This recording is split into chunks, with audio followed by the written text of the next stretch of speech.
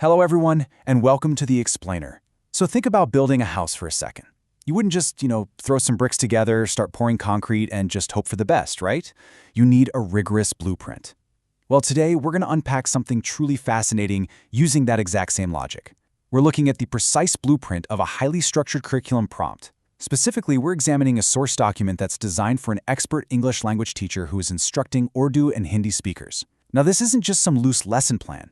It is an absolute masterclass in educational architecture, and it shows us exactly how to design a compelling, retention-focused learning experience by using really clear, structured constraints. Okay, let's dive into this. Our agenda today mirrors the exact architectural breakdown of our perfect language lesson blueprint.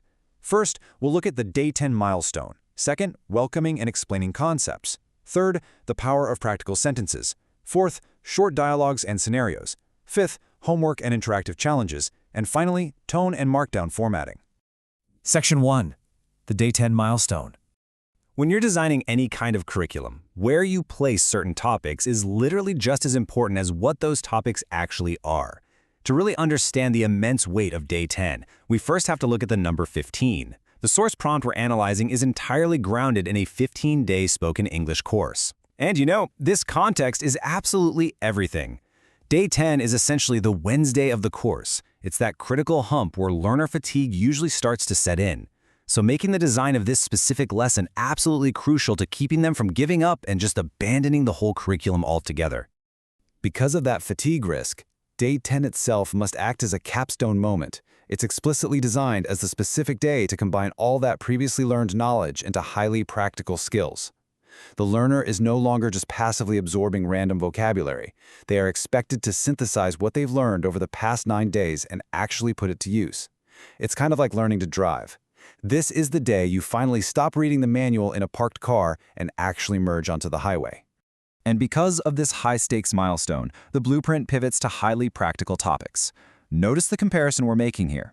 On one side, we have expressing opinions and disagreeing politely. On the other, handling problems and complaints. These are definitely not passive subjects. These are high-stakes, real-life social interactions where a learner really needs to feel exceptionally confident and capable.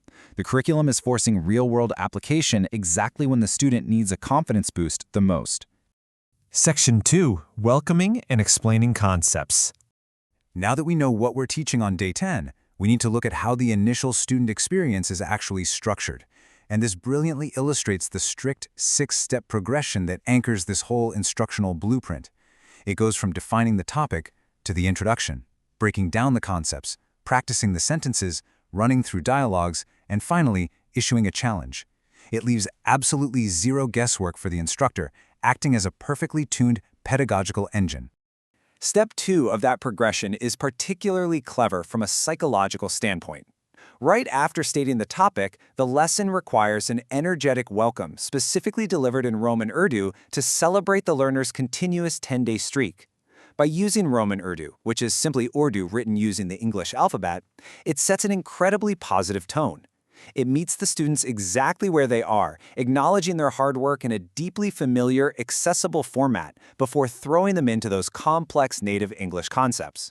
From that warm, familiar welcome, we seamlessly move right into the concept explanation phase. The curriculum blueprint requires the teacher to break down complex sentence structures into core elements.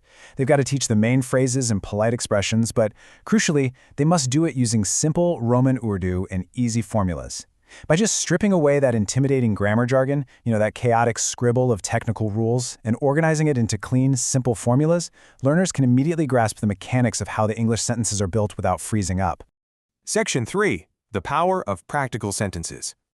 This brings us to the core exercise, the moment where all those theoretical concepts and easy formulas actually turn into spoken language. And the magic number here is 20. The blueprint specifically demands exactly 20 realistic, daily use sentences related to the day's conversational topic. Not 5, not 50. It's the pedagogical Goldilocks zone. It's substantial enough to provide real variety, covering multiple ways to agree, disagree, or complain, but concise enough not to overwhelm the learner during a single daily study session. Now, what's really interesting about this slide is the strict formatting required for those 20 sentences.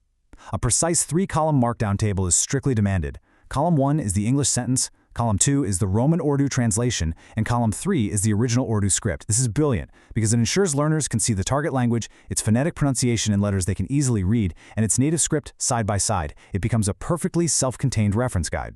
Section 4. Short dialogues and scenarios. Providing 20 isolated sentences is great, sure, but human beings don't speak in isolated sentences, do we?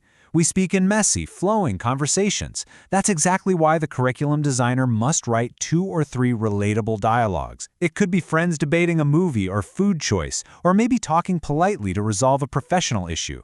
By forcing the students to see the polite phrases embedded in a back-and-forth context, they learn not just how to say the words, but when to say them, and how to appropriately react to their conversational partner.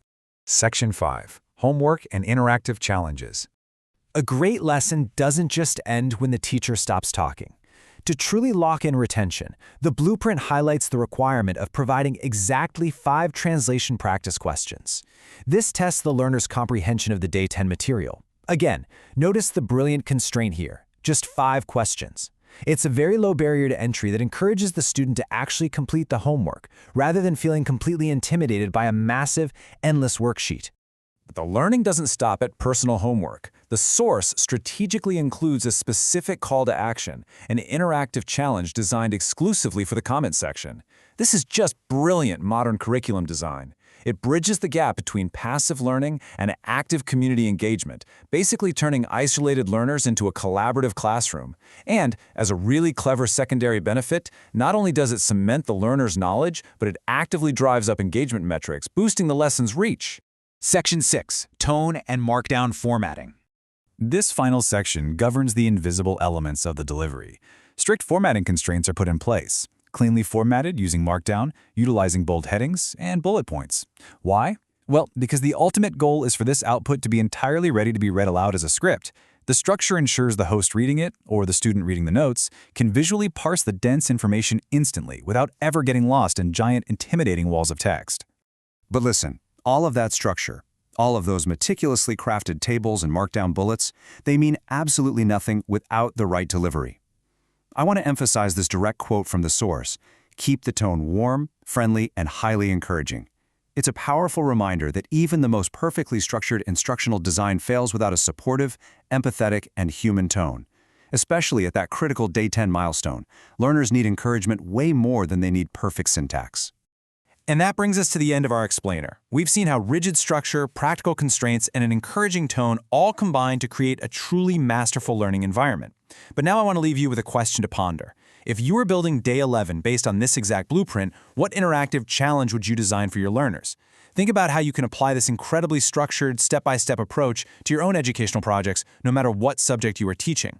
Thank you so much for joining me. Keep learning, and I'll see you next time.